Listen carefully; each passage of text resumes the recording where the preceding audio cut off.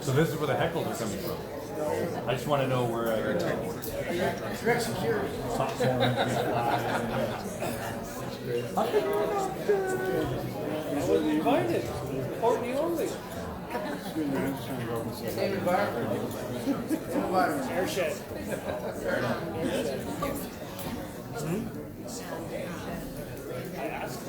Hello, can I have a quick little test here? Hello. This is just a quick little announcement. We have a live stream off in the corner that is live. There is sound on there. At 6:55, we'll ask that everybody be seated and ready to go, so at 7 we can start prompt. This is just a second reminder to silence your phone. I have to double check mine as well, but just to prevent any interruptions if possible. And thanks so much. You can turn this off again.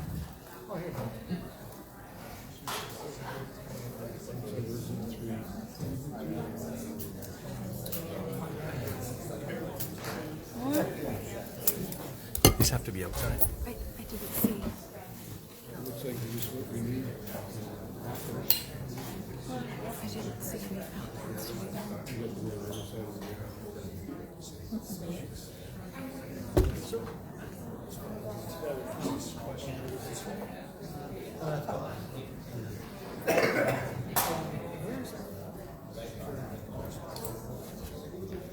It's just in On the other side, yeah, well, I haven't walked through the whole area.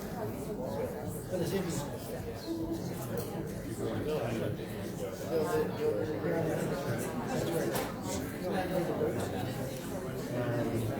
That's where the trail.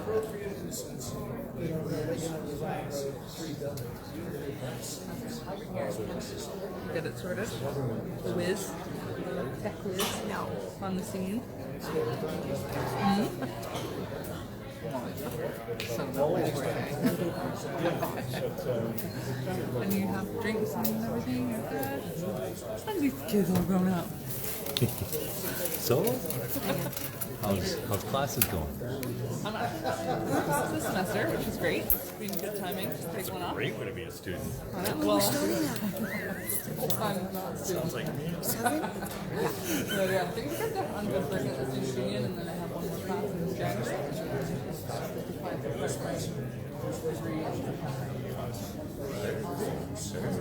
What's the group? Yeah. Very nice. Yeah, I kept trying to quit. Come around.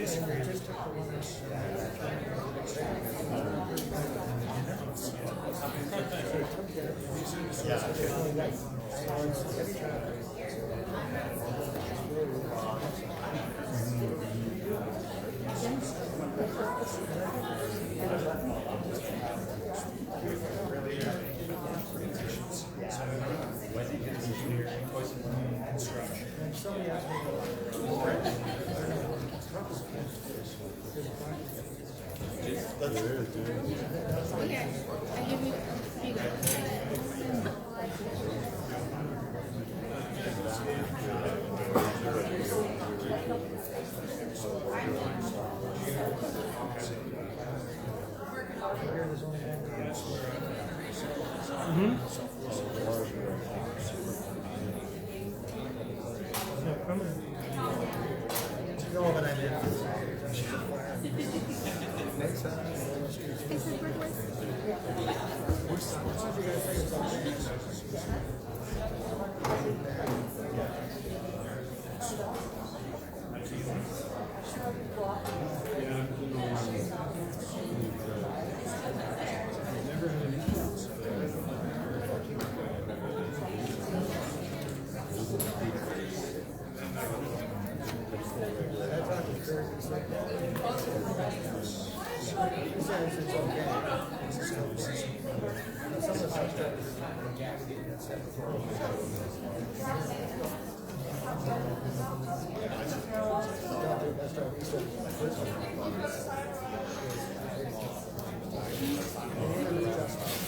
Let me take these off.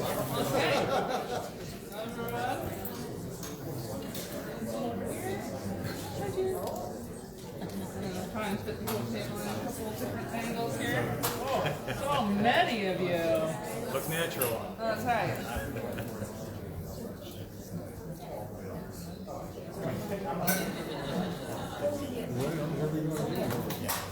Yeah, it's been a few years.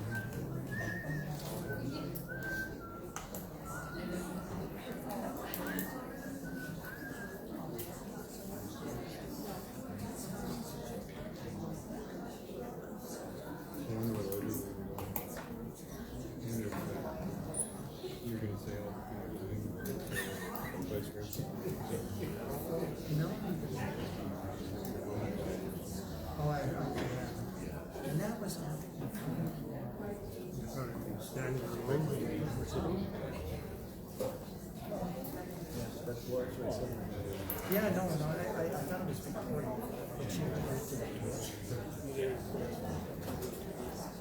So Melanie's in Victoria. Oh, there's her mom.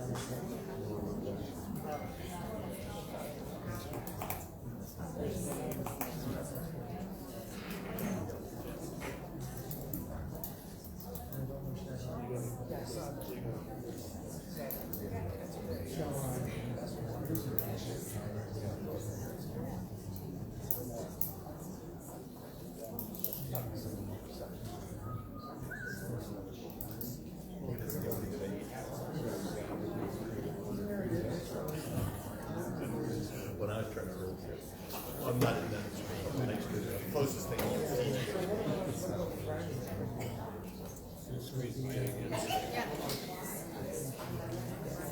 True. Actually, yeah, fantastic.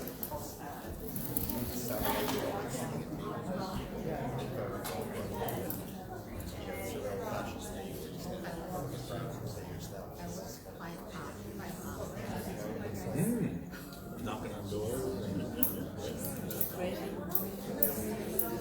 It was fun though?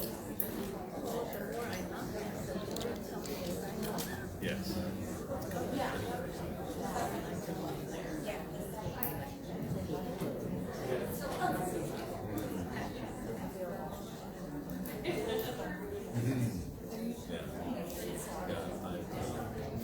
I've been pretty much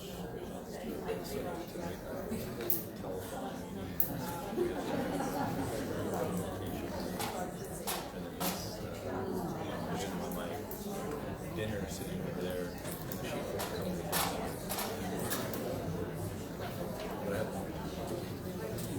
I only get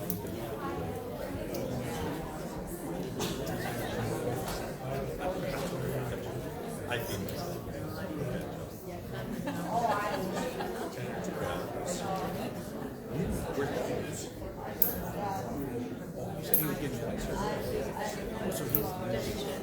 yeah.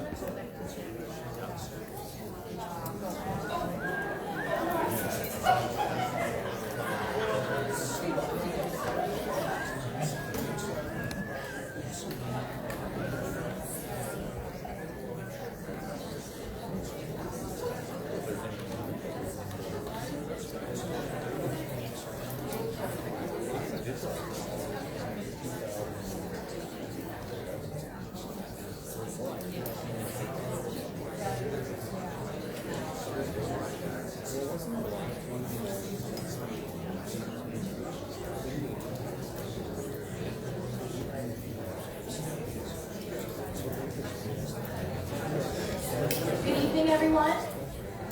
By my phone, I have 7 o'clock on the dot, so we are going to get promptly into this. Everybody can hear me okay at this point in time? If need be, there are washrooms out there. There's a water fountain if you need to have a refill. And hello, welcome to the Sandhagen Theatre. I'm honored to welcome you here, and I would like to respectfully acknowledge that the land we gather on is the unceded traditional territory of the Comox First Nation, the traditional keepers of this land. My name is Courtenay Wilson. I'm a fourth-year nursing student here at North Island College, and I'll be your moderator tonight.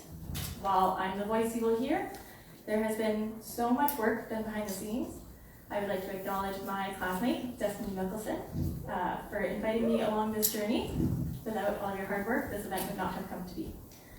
As well, I would like to thank Helen Boyd of the Canadian Association of Nurses for the Environment, as well as Rebecca Lennox and the staff of North Island Students Union. As well, I'd like to acknowledge our instructors for facilitating us and allowing us to host this event. Tonight, our focus is on climate change. We've chosen to do this because we understand that as future healthcare workers, our planetary health is inextricably linked to our population and our community health. We need to highlight this as a long-term fight and a critical municipal election issue. It is important to recognize that climate change is a complex topic that encompasses a variety of issues related to and including, but is not limited to, food security, Indigenous rights, and ecosystem preservation. As a nonpartisan event, all nominees for the office of mayor and council for the city of Courtenay have been invited to attend. We will be asking a very varying variety of questions submitted to you before this event and some that have been submitted at the door. We are hosting this event out of our passion for environmental health and the health impacts on our community. This event is intended to be uplifting and informative. Any derogatory comments, intentionally disruptive or hostile behavior will be asked to leave, and this involves both audience and candidate members. We're keeping an eye on all you. I would also like to say tonight our thoughts are with Melanie McCollum, who will not be with us tonight due to a death in the family.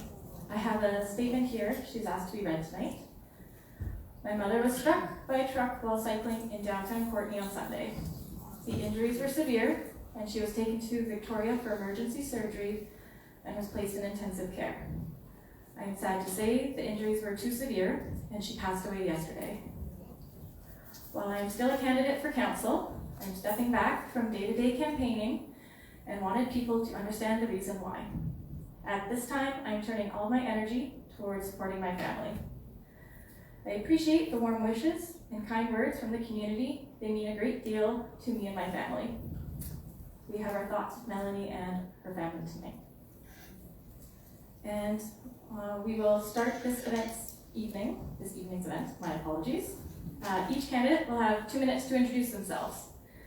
So we will then move on to the questions, where we will have 1 minute per group, with each candidate to go for 3 rounds, getting 3 different questions. While we acknowledge that this means not every candidate will be given the opportunity to answer all questions, we have time at the end for all candidates to give closing statements that can encompass any issue they feel relevant to include from today's forum. We also would like to acknowledge that due to time constraints, not every question submitted to us beforehand or submitted at the door will be asked, but we encourage you to reach out to your candidates with questions after this forum as well. As well, due to time, we would like to ask that the audience refrain from clapping due to time constraints and for anyone with audio sensitivity. At the end, after closing, that's a little bit different. Alrighty, and just a reminder to our candidates, Joanne is front row with her timekeeping paddles. Please be aware, the blue paddle indicates 1 minute, yellow paddle is your 15-second warning, and red paddle is your time is up. And I would like to emphasize the importance of candidates adhering to the allotted speaking time, as there are 11 of us present here tonight. And without further ado, our first table will start off this evening's introductions with Councillor Joliker. Councillor, sorry. Can you tell I'm nervous? I'm a little sweaty up here. Hoping to be Councillor. Just wanted to take a moment before I start just to acknowledge the traditional ancestral and unceded territory in which we're gathering here tonight. That's known as Comox First Nation today. And grateful for the nursing students and Kane and North Island College and the Student Union for organizing today's forum on a really important conversation. In another life, I was also a student union organizer and was previously the president and CEO of the Canadian Nursing Student Association, so I'm really happy to meet some of my soon-to-be nurses and to be speaking to this group tonight. 2 years ago, I ran as a BC Green candidate in the provincial election because I believe that we need climate leaders in our provincial government and policies that center climate justice for workers and for people who are disproportionately impacted by climate change. What I've realized over time is that climate change and climate action is much quicker and more responsive to our community needs at a municipal level. Municipalities are responsible for over 50% of carbon emissions, which means we have a huge potential to make change right here at home. And runaway climate change is the crisis of our time. It is making us sick, it's destroying our natural environment and dividing us more than ever. It is directly connected to the livability and health of our planet and our species. Climate change impacts everything. As a millennial, as a healer, and someone who is deeply committed to being in service, I think so many are looking to politicians that can take bold action on climate change while supporting all people to meet the changes required of our time.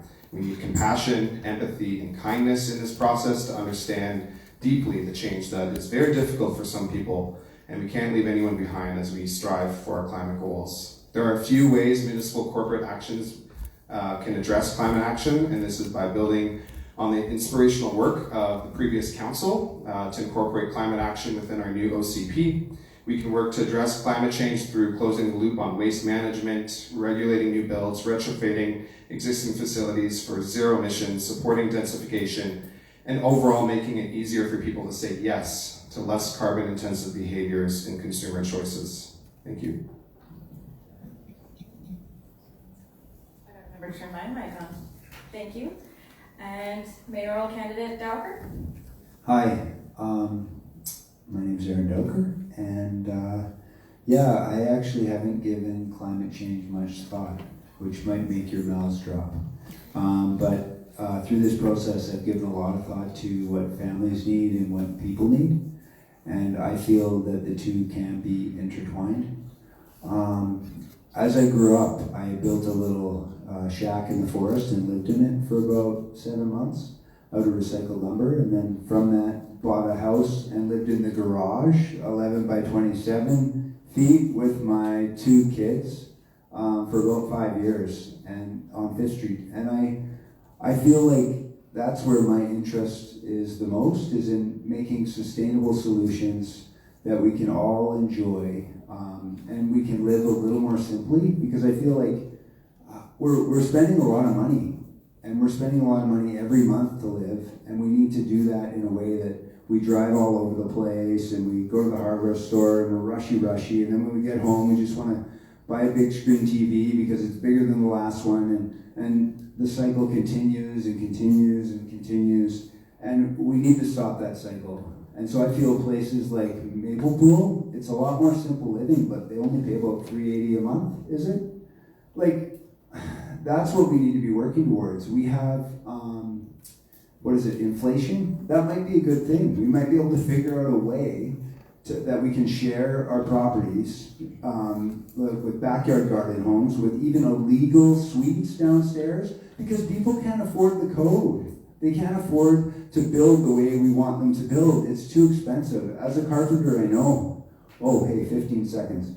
So in conclusion, I really enjoy the idea about compost garbage pickup, but I feel like we need to fix the garbage system first, and I'm really into a free store at the dump.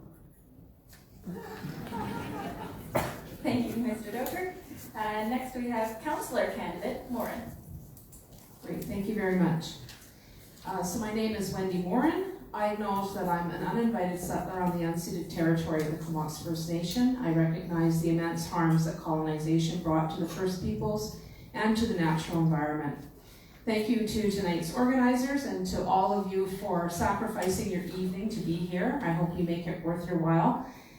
We are at a turning point in our history. There can be no denial that climate change is real and it poses a threat to our existence.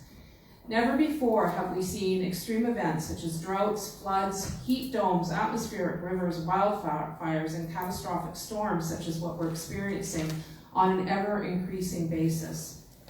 I'm proud of the city's response, but we need to continue this work with urgency, and here are some of the actions that we've taken.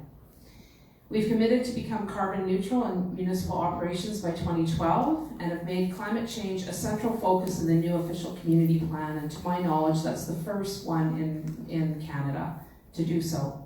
We've adopted an assertive tree bylaw and urban forest strategy, having a tree canopy target of 34 to 40% by 2050. We currently sit at about 33%.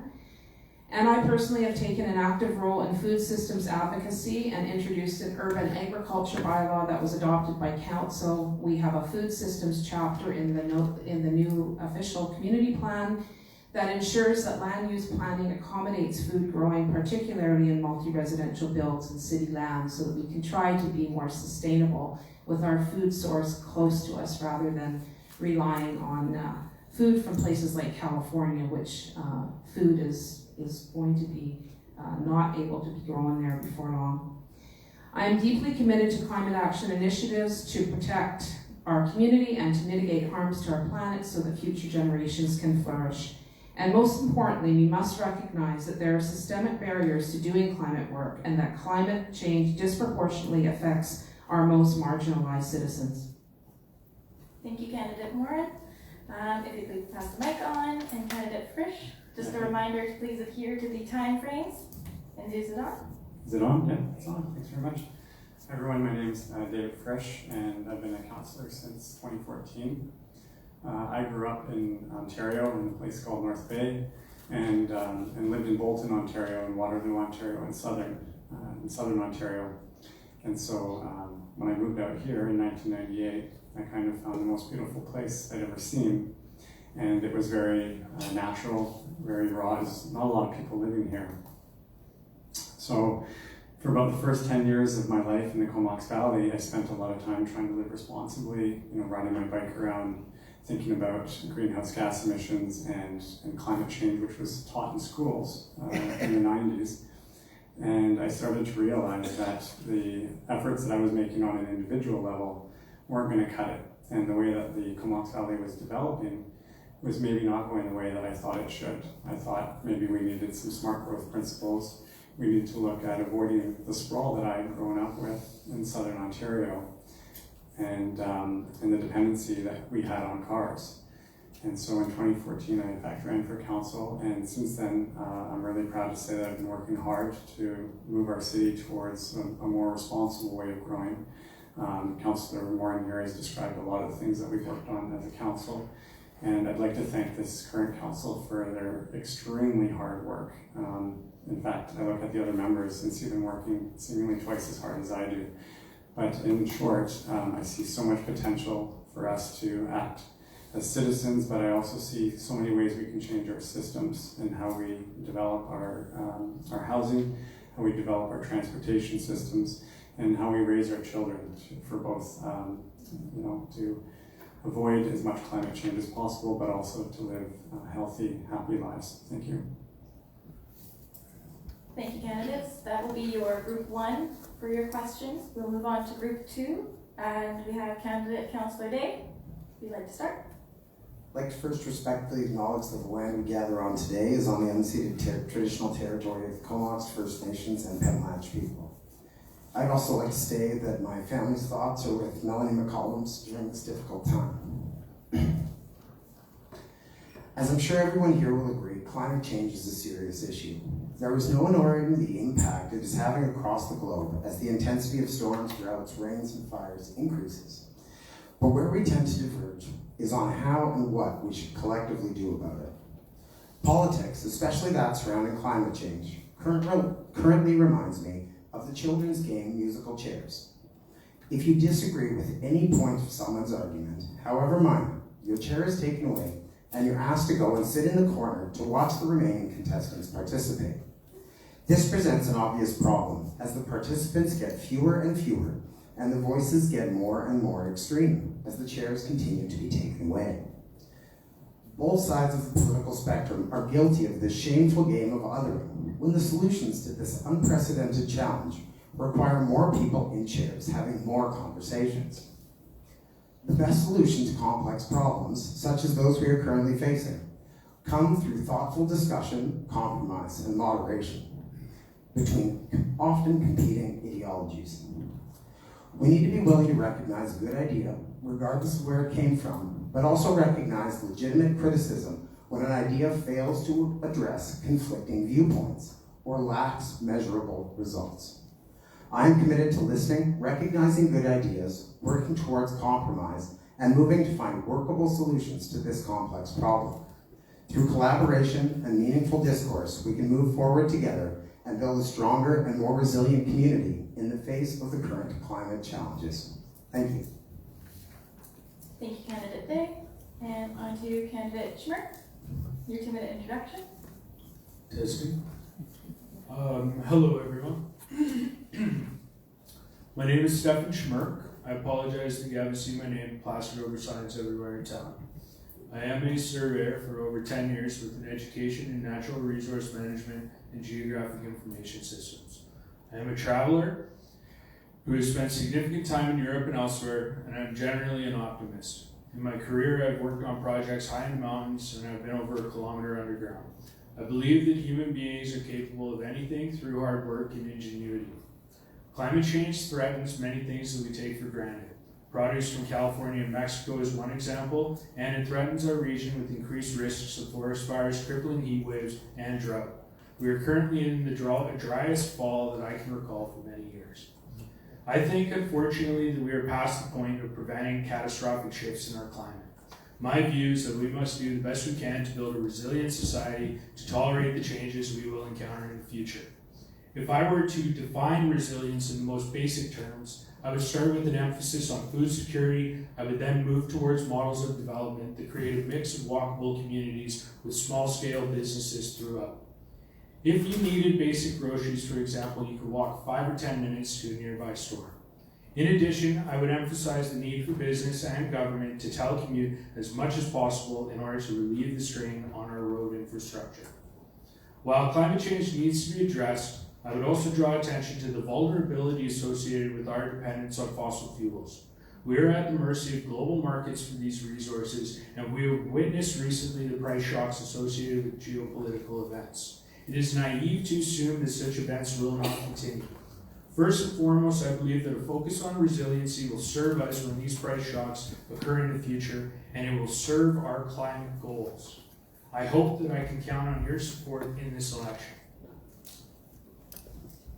Thank you, Candidate Schmidt. We will now hear from Councillor Candidate Cole Hamilton. Is it working? Thank you to the organizers, and thank you to all of you for being here. And I also wish to acknowledge our presence here on the unceded territory of the Comox First Nation. Climate change is something that's been important to me for a fair while, and if you know me, you probably know that. It's something I've thought about for a while, and it became somewhat more real for me a few years ago when I was talking to my daughter. We were making dinner, and she said, "You know, Dad, I've decided I'm not going to have children." And she's always been great with kids, and at one point wanted to be a teacher, so I was quite surprised. And I just asked her why, and she just said it isn't fair to bring kids into a world that isn't safe.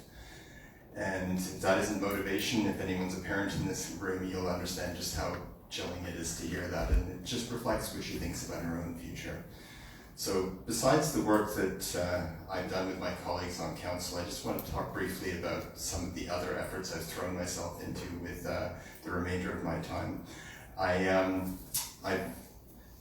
think 1 minute.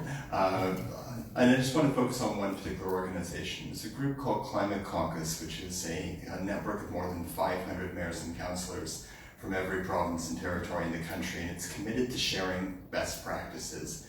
As local governments, we're all sharing very similar problems in different places. Someone maybe in Bathurst, New Brunswick has a genius solution to a problem, but if you don't hear about it, it's no good.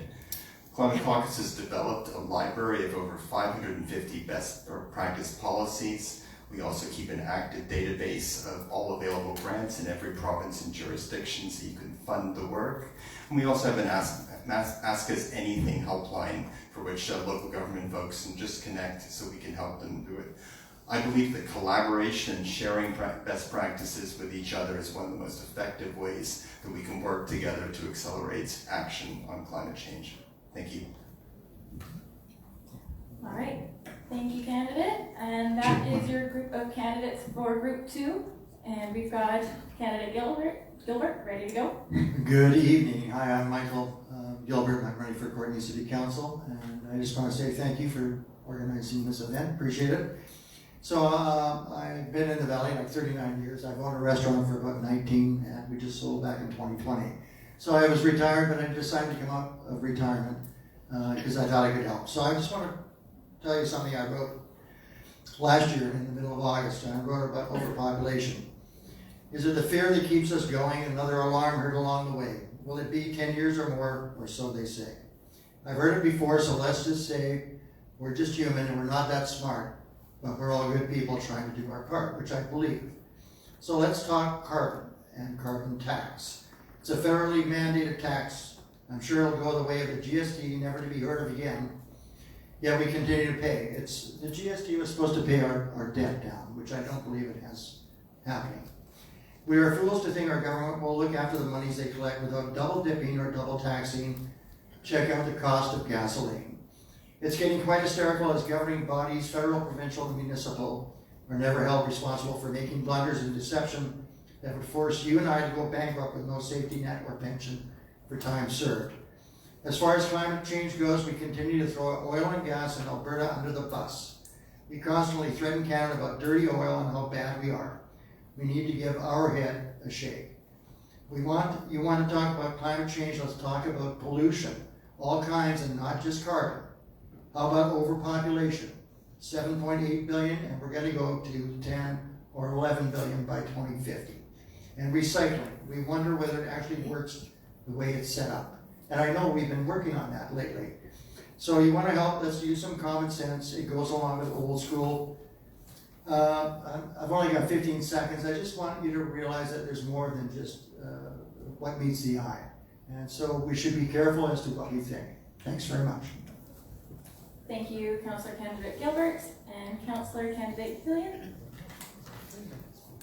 Thanks very much. It's good to be here tonight, and I want to just acknowledge all the other candidates that are here gathered with us on the territory of the Comox people. I'm Doug Hillian. I'm running for re-election, having had the privilege of serving this community for the past 13 years. I pride myself on being accessible and responsive to our citizens, balancing the concerns of individuals and families in their neighborhoods with the larger policy issues that the city must contend with. And along with equity, reconciliation, and housing, climate change is at the top of that list. Action to address climate change is not only the city's responsibility, it is our obligation as a signatory to the BC Climate Action Charter since 2007. It is also, in my view, a moral obligation to our future generations. The Climate Charter stipulates our agreement to take action to reduce emissions within municipal operations and community-wide, including the commitment to a compact and more energy-efficient community. And think about that when you hear the criticism of our official community plan. The city adopted a corporate climate action strategy in 2009, identifying actions to reduce greenhouse gas emissions. More recently, the current council has declared a climate emergency, renewed the official community plan with a focus on climate action, initiated policy on divestment of fossil fuels, adopted a flood management strategy, implemented bylaws on urban agriculture, stream protection, and tree retention, taken action on air quality, worked regionally to implement organics, composting, and supported climate action as a strategic driver at the regional district. Time's up. I'll finish when the conclusion comes. Thank you. Thank you, candidate. And now we have mayoral candidate Wells. Thanks very much. Gayla Kessler, Ethnon Bob Wells. My name is Bob Wells, and it has been my absolute pleasure to represent the city, first as a councillor for 4 years, and then the past 4 years as mayor. I also really need to acknowledge my family. I have a very awesome family, I'd have to say. My wife is having a quasi date night live streaming this event right now. So Michelle, thanks so much for helping out tonight. And my daughter Megan, who thought that she was gonna, I don't know, see a movie. I don't know what she thought, but I do want to thank them for being here. Unbelievably supportive family and supportive community. We've been touched so positively by organizations like YANA, the Comox Valley Child Development Society, etc. And in fact, we just had a telethon meeting today. But getting to climate change, and you know, I think our current council members who are here right now have really articulated some of the things that we've done well as a council.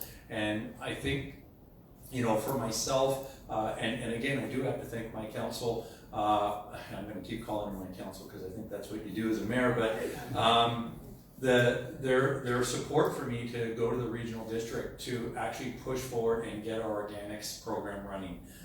It was pretty frustrating as somebody who sat there and saw that, you know, Comox and Cumberland had a pilot project that had been running for, you know, 10 years or more, when really we need to just get on with it.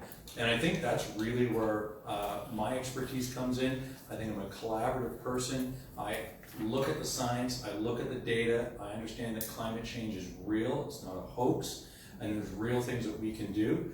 And by working together collaboratively, I see the movement that we've done in the last 4 years especially, and really want to continue that, and hopefully you'll support me.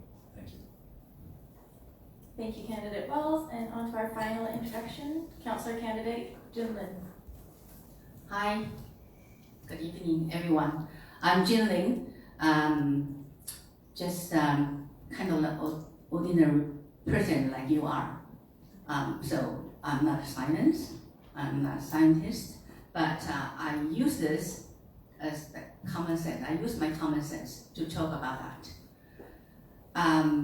Climate change is real. It happened. 1993, we moved to Courtenay from Taiwan, like this is our one stop, the first stop. I'm still here. When I driving down the Ryan Road Hill, we see that glacier. Sometimes it's shrinking, right? A lot. Sometimes it's not. But we did see that, like we do see it shrinking, get smaller and smaller. And that's what happened with the climate change. I don't know if every one of you have like, do you know which month the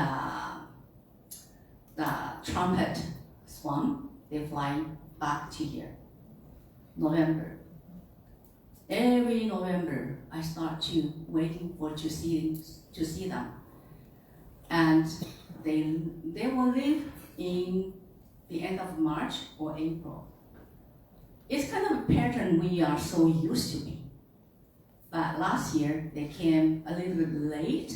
I was worried about, hey, where's my swan? And the star in my park, in my Maple campsite park, I walk. Sometimes I go to patrol. I say that and watch the star.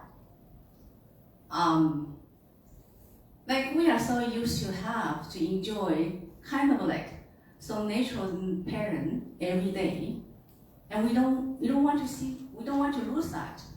If we don't want to lose that, like we know that like. Thank you, Canada. Sorry about that. Sorry to cut you off. We just have 11 of us tonight.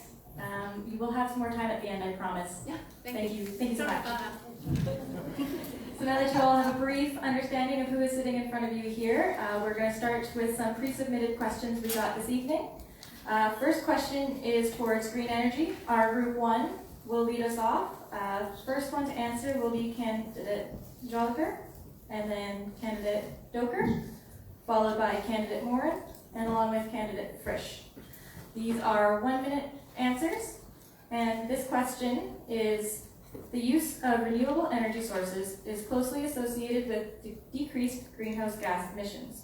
If elected, how would you promote the use of renewable energy sources in the city of Courtenay? Thank you for the question. I think the role of municipal government in terms of supporting average day citizens in making change is first and foremost education. There's a lot of mixed messages out there around the costs, the long-term costs if you don't make the changes. And so I think the role would be to continue to provide opportunities for incentivization for people to move towards greener options as a consumer, how they move their body through space, how they get to and from the things that they need to in their life. Building out the public charging stations for e-bikes and for electric vehicles, supporting people with retrofits of their businesses and their homes, really being able to amplify the provincial and federal programs that are out there. I think there's also some room for bulk ordering and for providing people zero interest loans, like what's happening in Saanich, just down island, for people to make retrofits to their homes as well. Thanks. Thank you for keeping it under a minute. We acknowledge that a minute is not a long time to get all of your points across, but we are just trying to give everybody as much time as possible to speak. And thank you. Okay. Renewable energy. So cars are awesome, like battery operated cars, but they come with a cost, and the whole lithium thing, like how much lithium do we have on the planet? Do we have enough to service 7 billion people? I'm not sure we do. I like the idea of charging stations because I feel like they're an easy thing to put in, and I feel like we're a rich enough place that we can put them in. But I really like the idea of bikes. I feel like they're our answer. And I like what the OCP did with the bike thing, where it's, and they mapped out a bunch of paths that they're gonna put in, like behind Superstore, and I've got a couple ideas about, you know, the one from Queneesh Bridge to One Spot Trail and up Ryan Road Hill. I think that would encourage it. But just making bikeable cities and maybe even a bike town. I just thought of that idea, and it'd be really cool. Imagine we took some farmland. Thanks, candidate Doker. Candidate Moore? Great, thank you. Yeah, I think I pick off some good ideas that have already been brought up.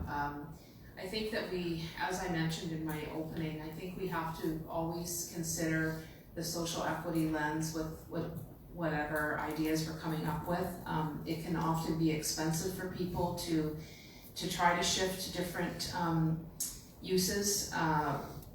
And I think some of the rebates and things that we have to help with that are great. And I think having more education about what those rebates are, how to access them, I think Councillor Cole-Hamilton spoke to that a little bit.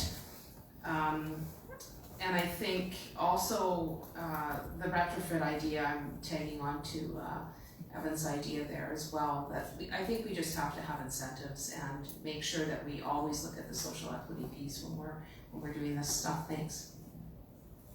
Thank you, Candidate Moore. Candidate Frisch? Yeah, thanks for letting me go last. It's an honor, really, to listen to all the great ideas first. Yeah, Councillor Local Hamilton's been working on the PACE program, which is property assessed clean energy ability for municipalities to loan money to households to upgrade to more energy efficient systems, solar panels and the like, and so obviously continuing to support that. But something that's, I think, really easy to do, and there's a part of our population that really loves change, and they're called children. And if we give them that opportunity to get to school on their own by walking, by biking, we can save a lot of car trips in this town and a lot of congestion. So it's something that I want to continue pushing for. I don't know if that's a minute or not, but that's all I have to say. Thank you, candidates, for your responses, and I really appreciate you adhering to the 1 minute time. I promise you're not going to go first every time. Don't worry. We're going to keep all you guys on your toes. The second question is for Group 2. This is in referral to clean water, which the same direction of candidates will be answering, starting with Candidate Day.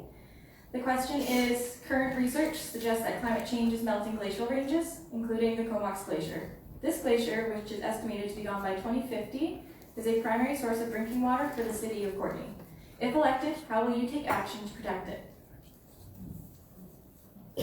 Well, that's a fairly loaded question. Obviously, there's a lot to that. There's really no right answer here. But obviously, we have to admit that the glacier will probably be gone, certainly in my lifetime, if not my children's lifetime.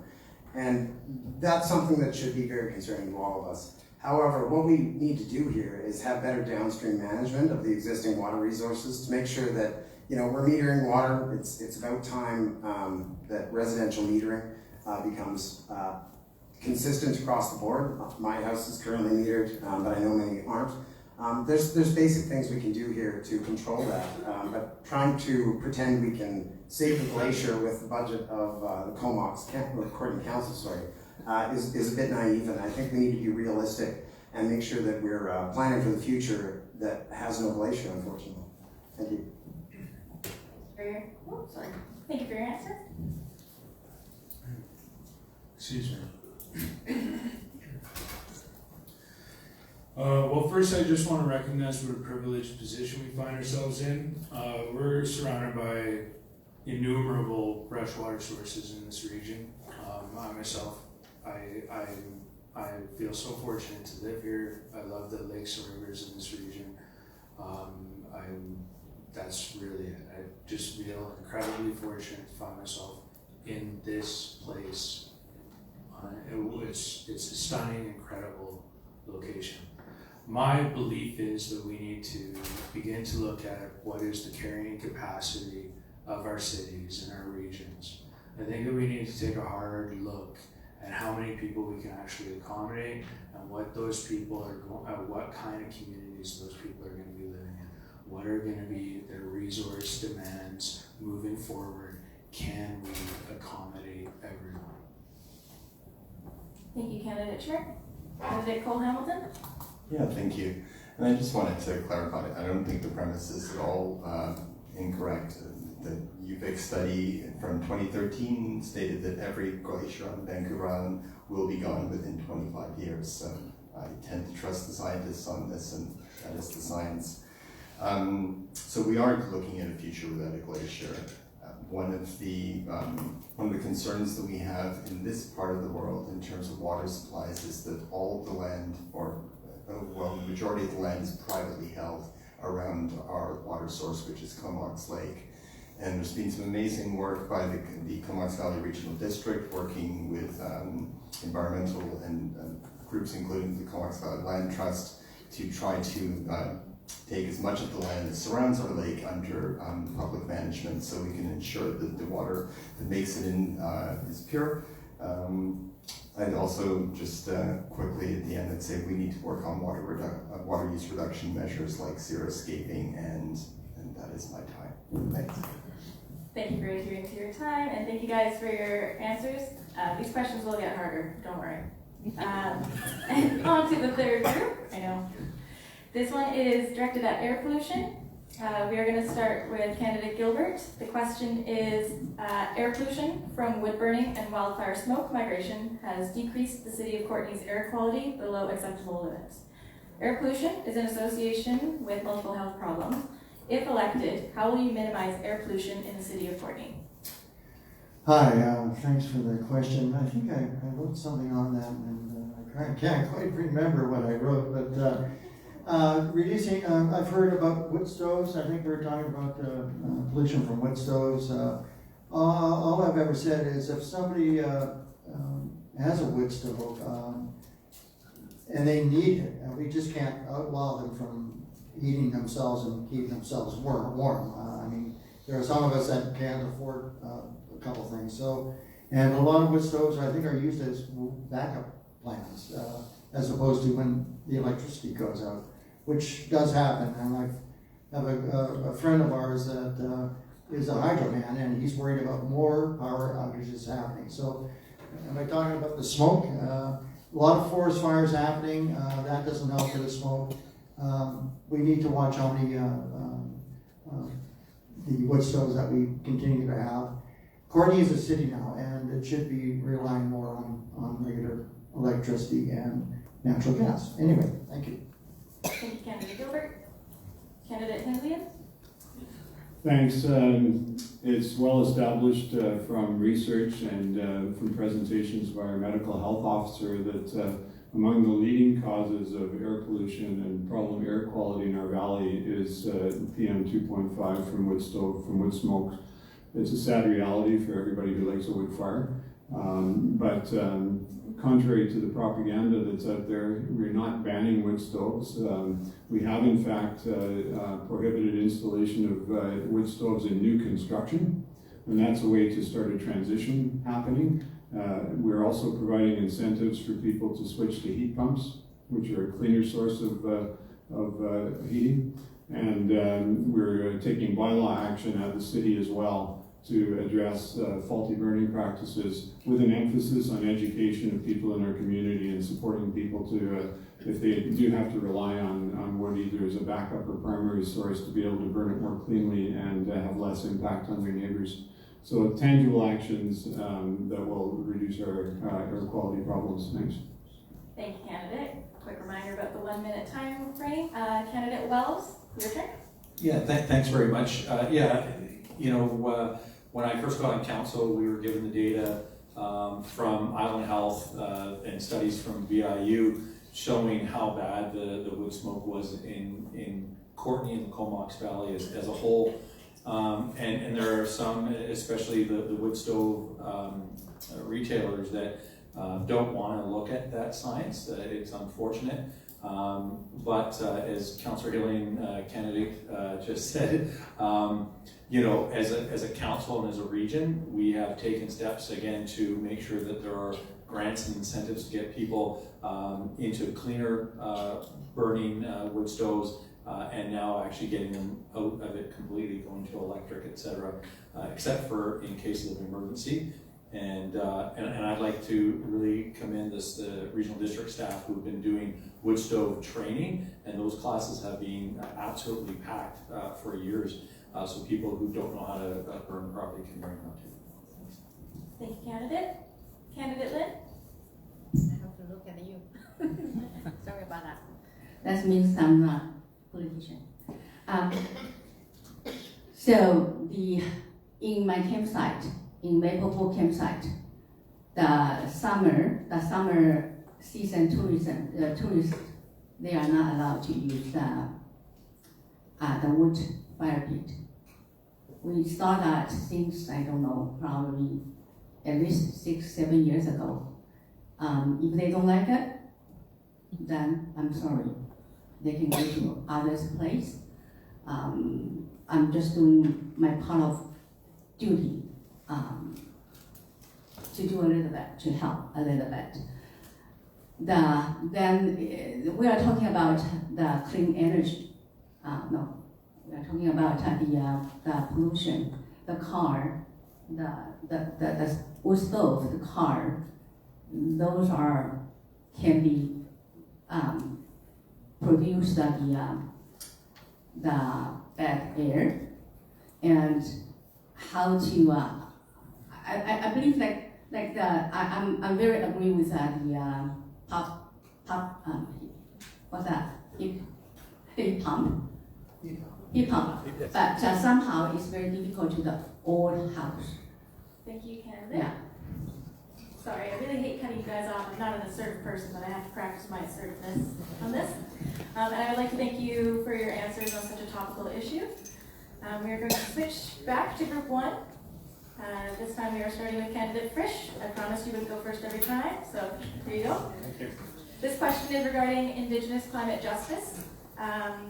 We've been asked this from the public. The question is, climate change and urban development have negatively impacted the capacity of Indigenous peoples to engage in land-based cultural activities, such as foraging, harvesting, hunting, and fishing.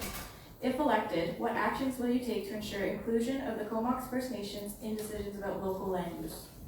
That's a great question.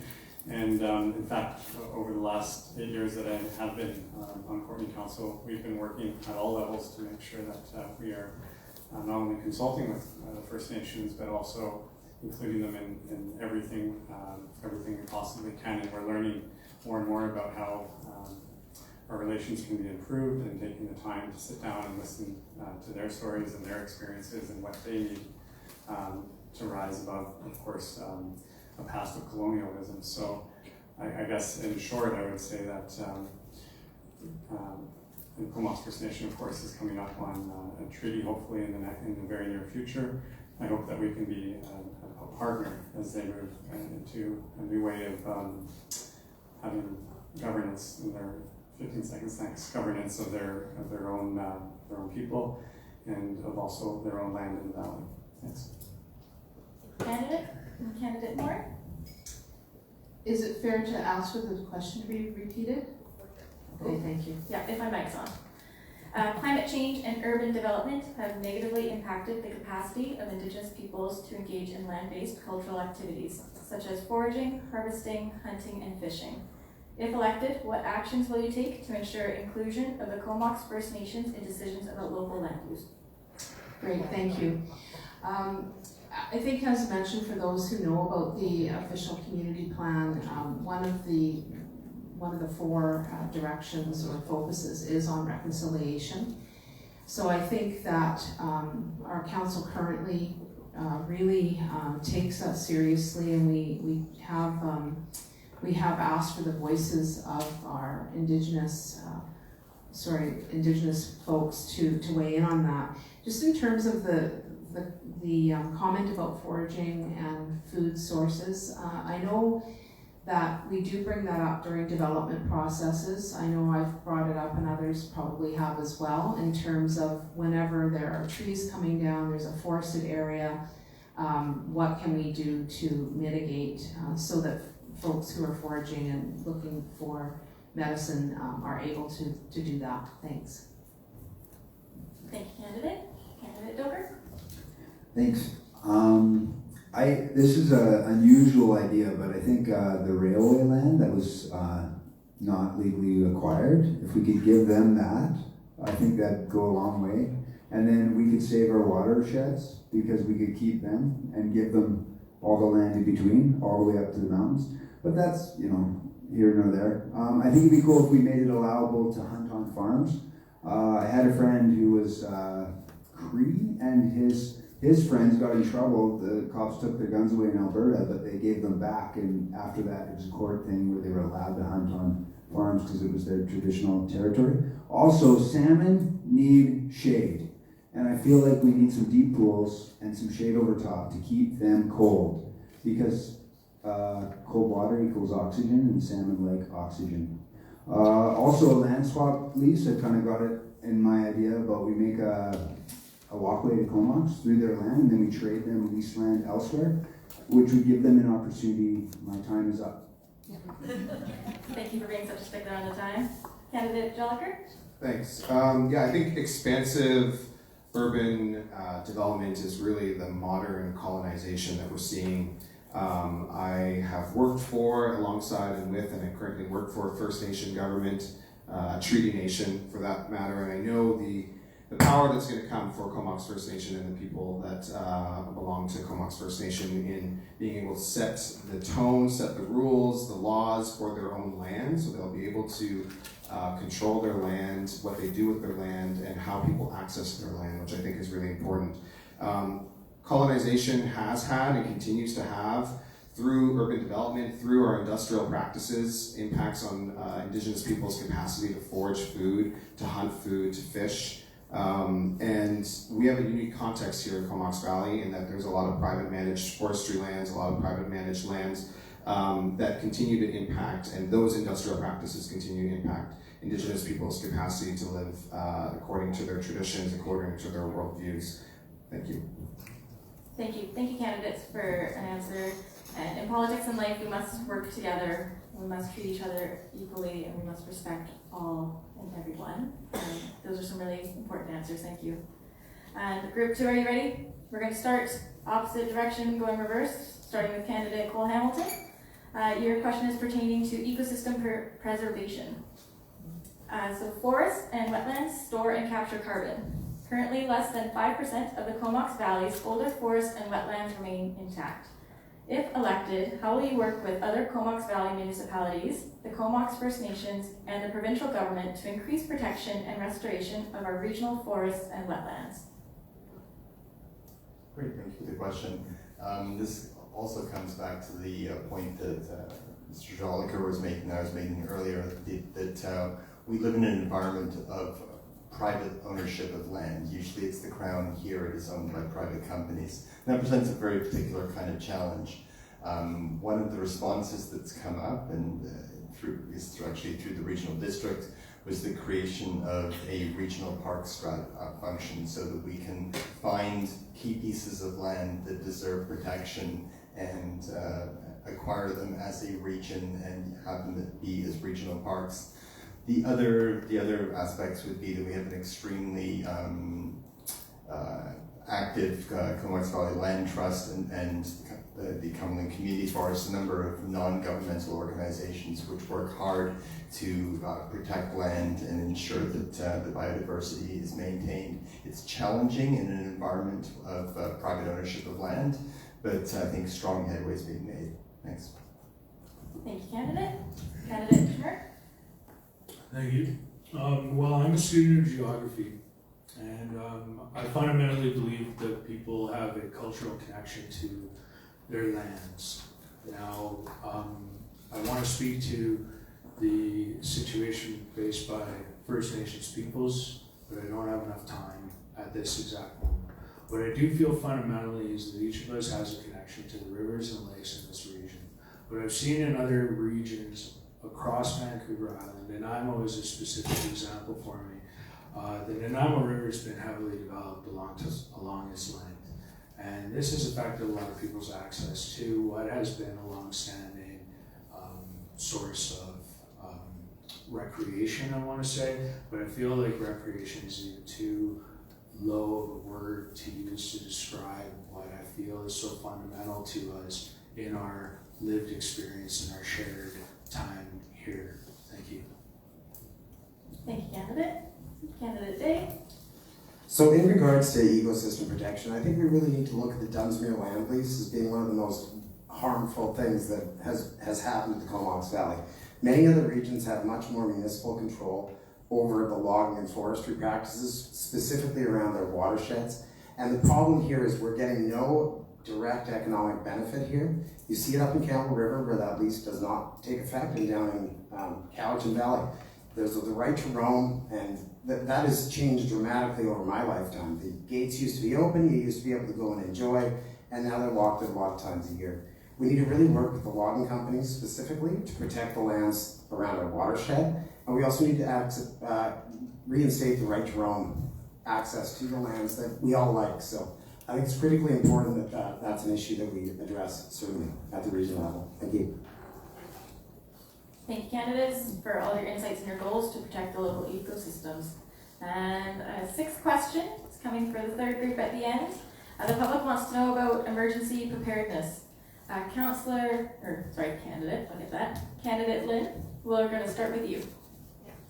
The question is, climate change is associated with increased extreme weather events and an increased likelihood of natural disasters in the Comox Valley.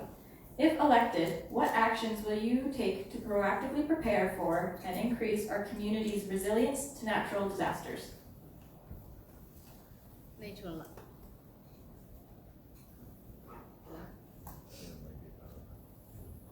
There is a little bit of a delay. We do apologize for the mix. It's okay. So the natural disaster if happen, and how to deal with that. Of course, first of all, you have to think like preparation, right? You have to have everything prepared, and if something happens, then we go with that. And then it's kind of like preparation, and then you need to have the food stored. You need to have food prepared for things happen. Like in Taiwan, we have like earthquake a lot, and every family they have something stored at home, and then of course the government they will jump into they have the planning. If we can have the planning in front, then we should be handled well. I have to keep watching. Thank you, candidate. And candidate Wells, you will follow up. Yeah, thanks very much for the question. And for those of you who follow me on Facebook, you may have seen about a month or two ago, our van got totaled just outside of Red Deer from hailstones the size of grapefruit. So extreme weather events is certainly something that is on my mind currently. And when I look over the last 8 years I've been elected, the thing that I'm most proud of is the water treatment project, which basically should have been done much earlier, but people were saving money, so it didn't get done when it was requested originally. But we had, extreme weather event at the end of 2014, and moving forward on the water treatment project, which just opened last September. It was certainly one of those things to help prepare us and adapt us moving forward. Also on sewer. We were going to move the sewer line off of Wilmar Bluffs, but it was imperative to get it out of the estuary as well. So those are things where we're really preparing for the future. Thank you, candidate. I think you guys have the order. Oh, okay. So we're actually fortunate to have emergency preparedness as a regional service, and some of you may have participated, as my street did, in the fracture on 5th just last week. Where a disaster was simulated. We evacuated our homes and we went down to the reception center and basically allowed the volunteers and the professionals to walk through what would happen in an emergency. There's more of those coming up. There's an event coming up in next month to basically alert people to what to do in case of an emergency. We need to do more of that. We're vulnerable here to floods, we're vulnerable to fires, we're vulnerable to many emergencies that we've seen in other parts of the world. And we have the resources, we just need to mobilize them and engage our community to make sure everybody's prepared and ready to work together to basically help our community get through whatever hits us. Thank you. Thank you. Appreciate it. Just talking about emergency preparedness. I wrote a song called Talk to Your Neighbor. I think it's a great idea. Talk to your neighbor, because when things go wrong, you need to know your neighbors and you need to band together. So in our little area, which is up around Marsland and Back Road, I've gotten to know all our neighbors, and I take them cheesecake at Christmas too. So they like being our neighbors, so it's really good. But so I just say, just make sure you get to know your neighbor. Be ready. Don't be afraid to stock up on a few things, just in case. Remember, we had huge snow last year. Got everybody off guard. We got it at Christmas. You know, we're a bunch of whiners, eh? We get a little snow at Christmas, we go crazy. But nonetheless, it was a huge snowfall. So my 15 seconds. So get to know your neighbor, and don't be afraid to stock up a little bit. Don't go crazy. Thank you. Thank you, Andrew. I look forward to seeing some of these strategies implied and maybe hearing from them later. We're going to go back to our first table here. This is questions pertaining to food security, and I'm really going to throw a loop in it this time. Candidate Doker, you will start, and then we will move to candidate Morin, and then to candidate Frisch, and back to candidate Joliker. The question to food security is: climate change is associated with significant disruptions to food production and transportation. If elected, what regional solutions would you implement to address these challenges to local food security? Well, I think we could use more food security. I've always had sort of a thought that it'd be fun to have an orchard at the North Island College so that starving students could pick fruit. I actually, in my younger years, I did a lot for food security. I'll just tell you guys a little secret. I used to harvest deer off the road, and one year I got 19. So I think we could have a hotline for deer that have just been hit when the cops are called. I think they do it in New Brunswick, they do it in other places. It's, you know, they're just hit. It's a good way, because you know, you see them later and it's really sad because their life was lost for nothing but, you know, negligence. Also, food security. I got 15 seconds, so I'll tell you a story. I once grew some beets without water. I just got straw, mulched them up. We look forward to seeing that on your candidate posts. Yeah, follow-ups. Thanks, candidate Morin. Great, thank you for the question. Food security is definitely one of my passions. I sit on the Comox Valley Food Policy Council, which is made up of local government folks as well as business folks, health, people in healthcare. And really that's a bit of a local think tank on what kind of policy to develop for exactly what this question is about, which is to have more of our local food sourced locally. Going back to what my grandma used to do and my parents, where we had a root cellar and you shared with your neighbors. We have some things going on in Courtenay. We have a new park, McPhee Meadows, which has an orchard. We've partnered with Lush Valley Food Society to harvest that fruit. I think there's so much that we can do to really focus on local growing and really bolster our local food sources. Thanks. Yeah, thanks for the question. I actually also think that there's a huge opportunity for both food security and economic security in a lot of the stuff that's going on right now at the regional district level.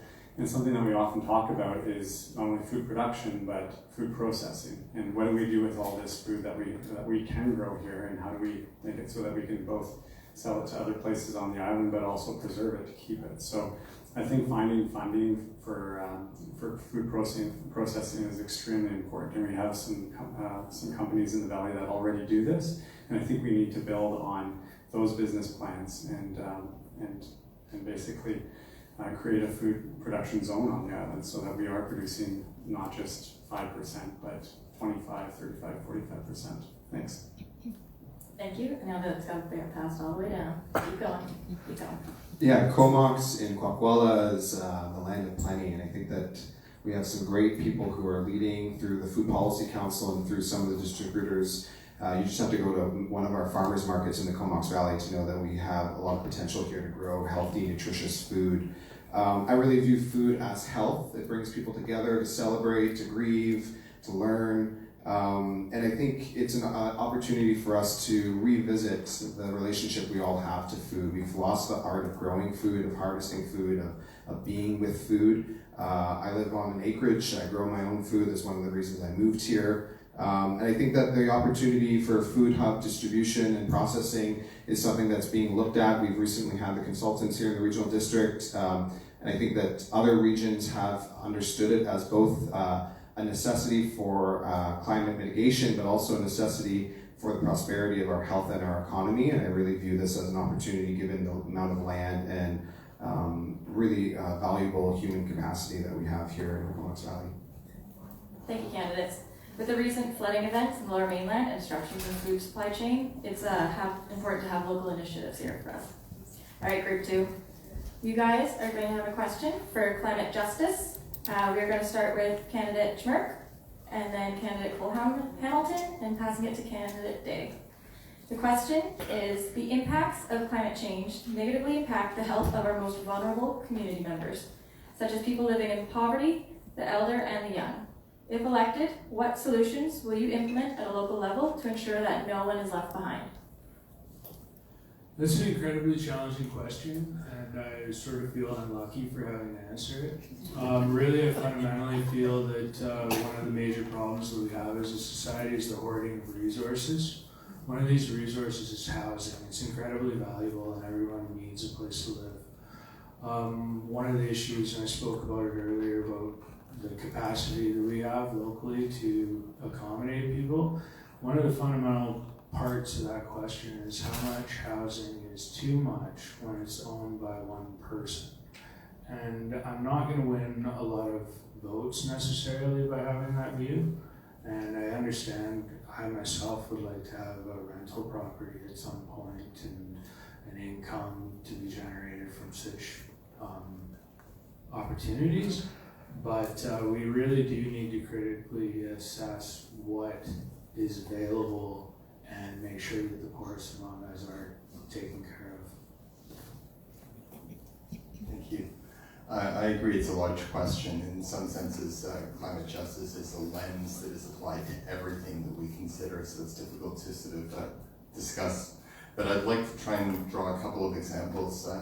During the heat dome that happened last year, we lost, I believe, 617 people in 8 days. Most of those were seniors, most of them were low-income people who did not have the ability to purchase a heat pump, an air conditioner, or any other way of saving their lives.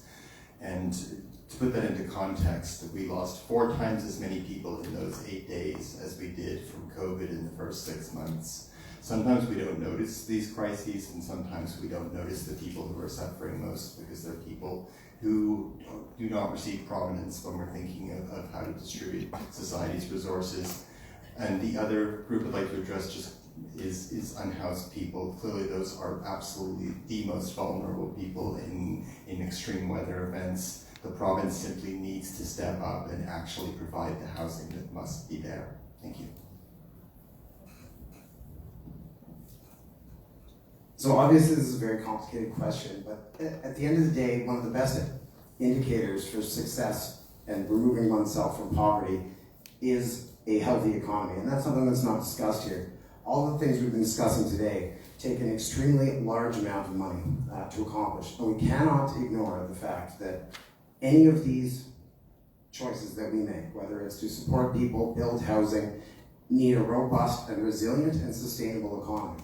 And we have to remember that when we're talking about climate justice, if we want to pull people out of poverty, we need the resources to be able to do it. And that's better distribution, certainly, but it also means encouraging businesses, green businesses, tech businesses here in the Valley to make sure that we can pay for these initiatives. These are all great ideas, and I'm willing to support them, but we have got to have a plan to pay for them as well. Candidates, the City of Courtenay has some incredibly important and hard-hitting questions here for us tonight. Our group 3, we're going to start with candidate Hillian, and then pass to your left, and you're going to circle back over to Jinlin at the end, or against Bob. Sorry. What did I say, left or right? I'm terrible with left and right. Might be your other left. I think it's the other one. Go to the left, and then please finish with candidate Gilbert. Your question is about Indigenous stewardship and climate planning. Indigenous stewardship and inclusion are vital to a successful climate plan. If elected, how will you work with the Comox First Nations and all Indigenous community members to ensure traditional knowledge is valued at the municipal level? Thanks. Whoops. What do I do? I'll get this button. Sorry. Okay. Thank you. For the past several years, I've had the privilege of sitting as our regional representative to the Comox First Nation Main Treaty Table. And as was acknowledged earlier tonight, they're expecting their land and cash offer imminently and will move to treaty over the next couple of years as they approve the terms. That's a game changer for them. It's a game changer for this valley. They are already a full partner with us in so many ways.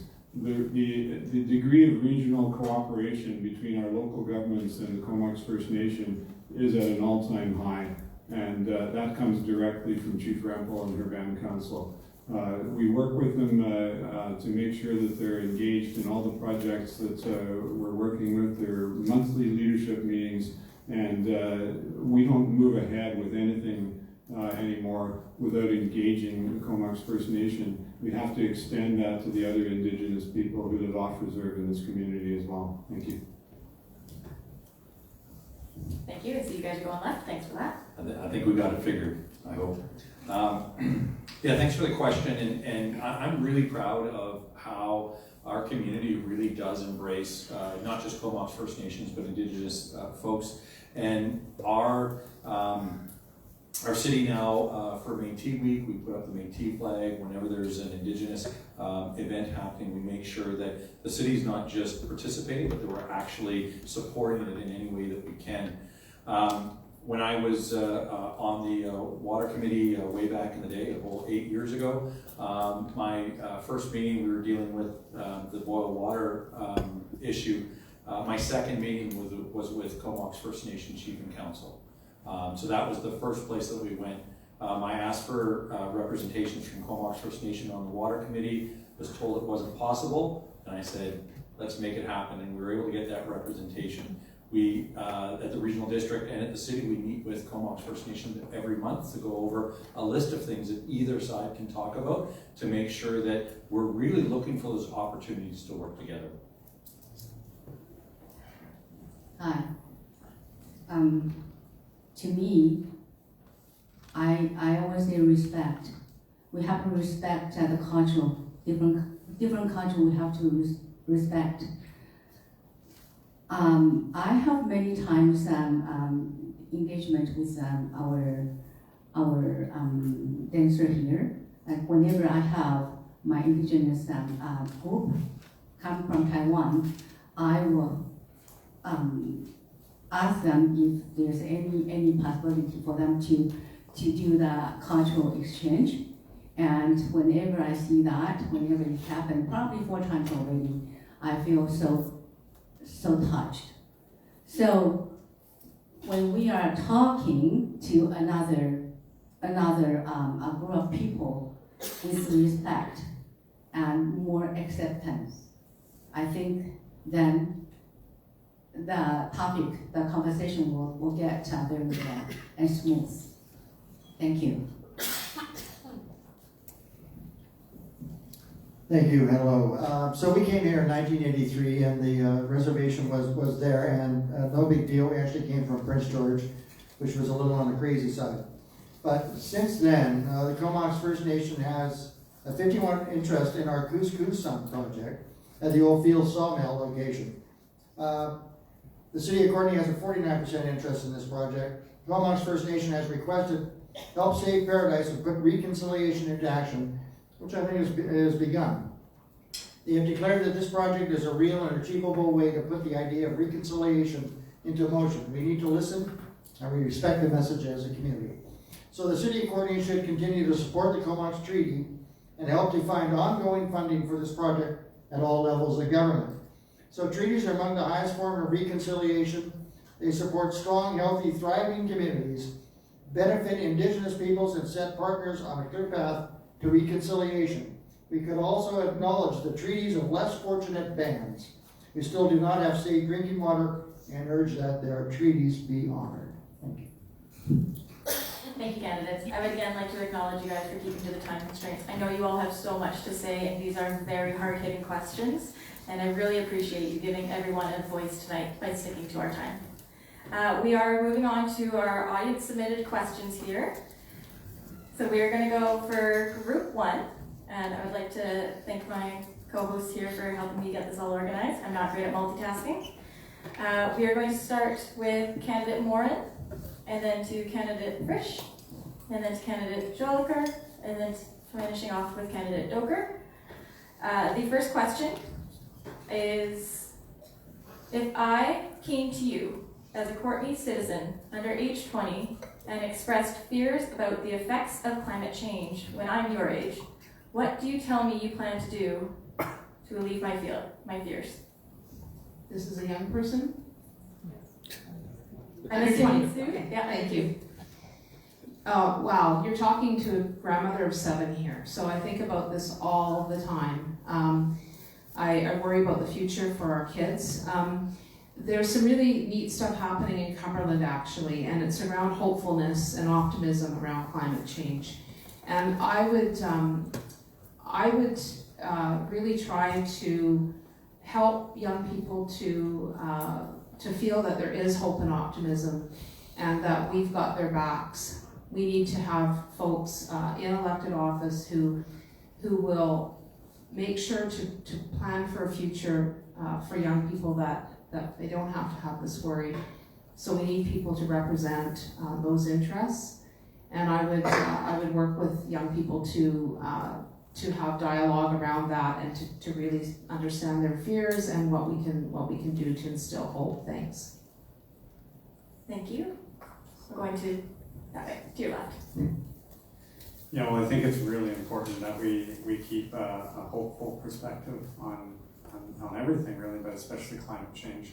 And it can seem daunting at times, but with the work I've done over the last 8 years, I can say that I'm definitely not afraid of standing up and saying we have to do something, even if it's unpopular, or there seems to be a lot of pushback, or taking the time to explain why we need to move forward with something. And I think currently that subject might be summed up with bike lanes. And it seems like a really challenging thing to drive on a bit of a narrow road. But when we put in that bike lane and we put in those safer crosswalks, it actually gives people an opportunity to travel around the city without owning a car. And making that opportunity available is what's going to drive change in our community. I think on an individual level, it's nice to say everyone should do their part, but really we also have to have the systems in place that allow them to do that, and we have to lead by not only example, but lead through policy. So that's what I would do. Thanks. Thank you, candidates. Coming to candidate Joliker. Yeah, I'm not too far from that age demographic as a millennial, a young millennial, 32 years old, and then part why I'm running is because I'm really tired of hearing empty promises from politicians on climate action, because my life, similar to a 20-year-old looking at someone who maybe is in their 70s or 80s, is going to be impacted. The air I breathe, the water I drink, and the food that I eat. And so I think we've got to be optimistic and hopeful while, this is my therapist hat on, also acknowledging that youth's sense of angst and existential questioning of the future of their planet. They're angry, they're distrustful, and that there's an opportunity for them to make a change in the powers that be, in this case, our colonial structures like government that we're trying to ask for your vote for. I think that focusing their voices, one of the things I posted on my website is having a youth council, that we have a climate youth council here in Comox Valley. They're leading the charge here locally, and I think that we need to lift up those voices. Thank you. Thank you, candidate.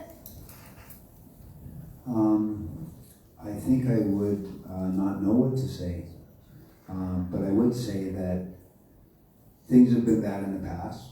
The ozone layer, the slave trade, the Holocaust, and we get through it. And I think in the future, this might be somewhat of the same occurrence. And I know that sounds naive if we don't lead the charge. And like David said, we kind of are with bikes, and I think bikes are probably the miracle cure. But I don't really believe where we put them is, as good as it could be. Yeah, and that's it. Thank you, candidates. And our next question for group 2. We are going to start with candidate Day, and we'll actually just move down the line to candidate. This one from the audience asks, how do you square rising energy costs with a desire to increase carbon emission, or sorry, to decrease, we don't want to increase, with a desire to decrease carbon emissions?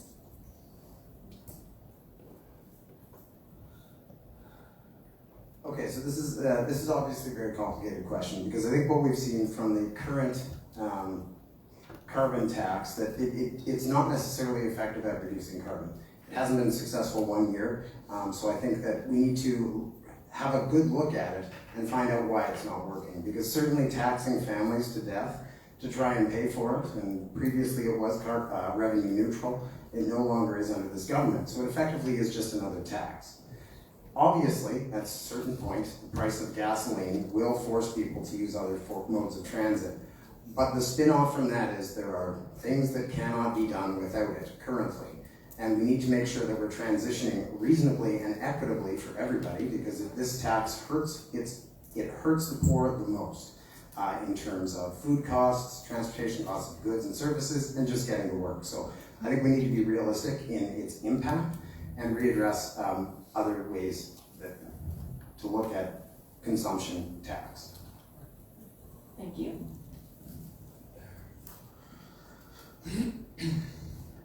Thank you. I think that this is a complex issue, of course. How do we square, I suppose, rising energy costs with the need to reduce emissions? Fundamentally, I think that the costs being borne by the consumer are going to go up. I don't think that there's certain limits to this. Many of us are going to have different theories on who's at fault and what the cause of this is. But I think fundamentally that we need to look at ourselves and we need to begin to do an objective stress test of where we stand financially in the circumstances that are going to arise when energy prices go through the roof. I don't think we've seen the end of geopolitical issues around energy, and I think that we need to move to renewables in order to encourage our efficient use of the resources that we have at hand. Thank you. Thank you.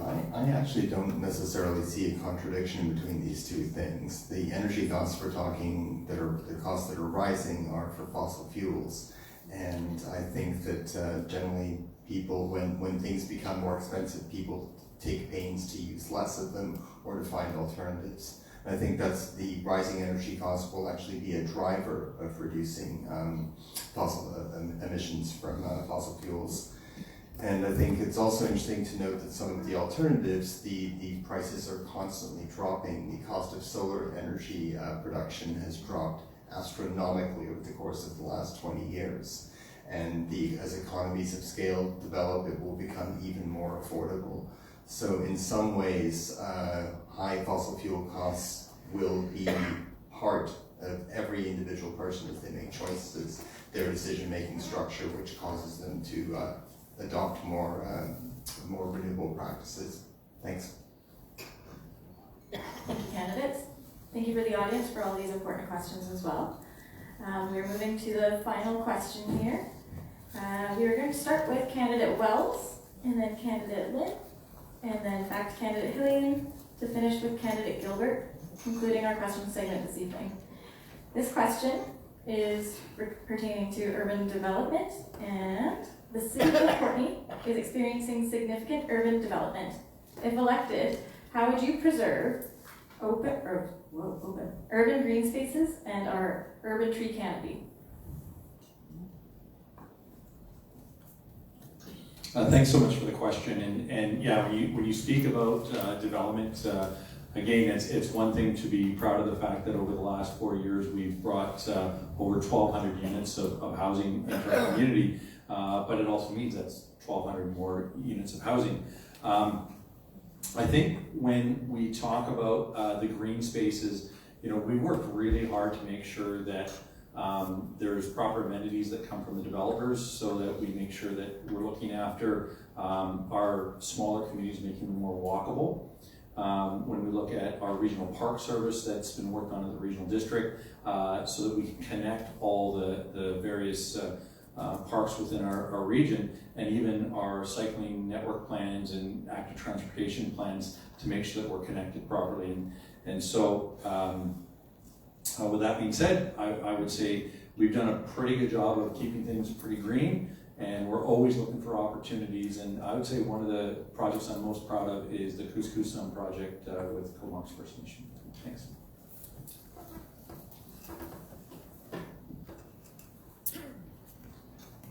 So, I don't know if you noticed that in Metropole campsite there's a group of volunteers. They put the container house. Actually, I found actually that is true. The power use is reduced, so it helps. Like that is a reality.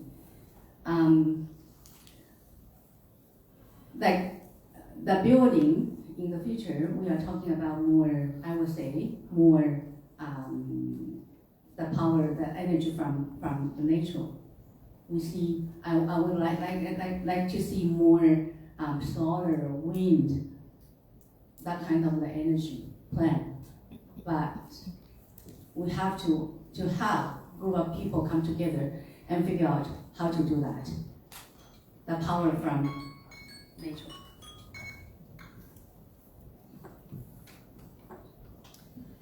So the way that we ensure that urban development doesn't swallow up all of our green spaces is through policy and the guts to stick to that policy and make tough decisions. We did a regional growth strategy that said we were no longer going to sprawl into the rural areas. We're doing infill development. It has some consequences, but that's part of the decision. We brought in an urban forest strategy. I chaired the committee that brought in our tree bylaw when then Councillor Wells sustained all sorts of pressure from developers and cast the deciding vote, so we actually have that tree retention bylaw. So we make policy, we stick to it, and we have the courage and the wisdom to elect people who will enact the policies that ensure that we keep this area, their unique and special place that brought us all here in the first place, and that our First Nations have stewarded for so many years. That's how we do it. Thanks. Thank you, Doug. So we're talking about preserving urban tree spaces. So we have a few developments coming up, and I'll just mention the Ryan Road. We got 3 apartment blocks coming in between Superstore and the Washington Inn, 225 apartments. I looked at the plan, I made some comments on it. All I saw was a dog park. I didn't see much for tree spaces involved in that particular one. And their idea of reducing our traffic congestion by 10 to 30% just might not happen. So I'm worried about, I want to see more tree spaces being saved, much like some of the neighborhoods we've had developed in East Courtenay and North Courtenay with parks for children to play. We don't have that in some of the developments that we have coming up. So I just want this council and everybody to be careful of what we wish for. Thank you, candidates. And that concludes all of the questions. Again, we acknowledge that we may not have asked a question that was submitted, but we do encourage you to reach out to these lovely people sitting down here. Our next time that they get to speak to you is going to be their closing statements to you. So for this, they each have 2 minutes, and they will add their final comments as wish. Our order of operation is we're going to start at candidate Lynn, and we're going to work our way down the table to candidate Jolicoeur. And is there a mic down there?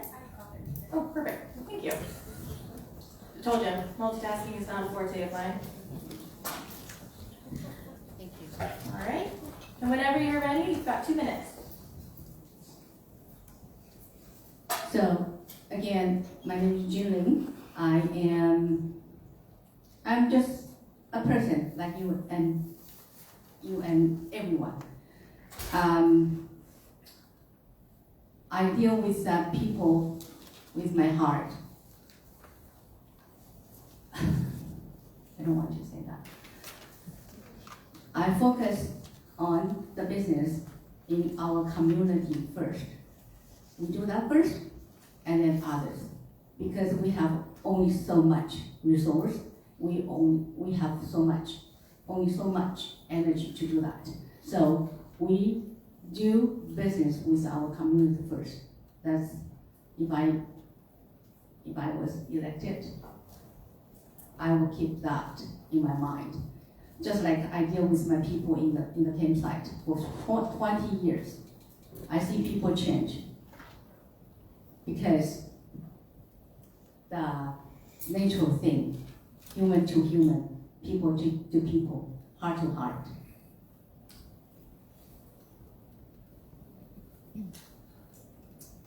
All right, thanks.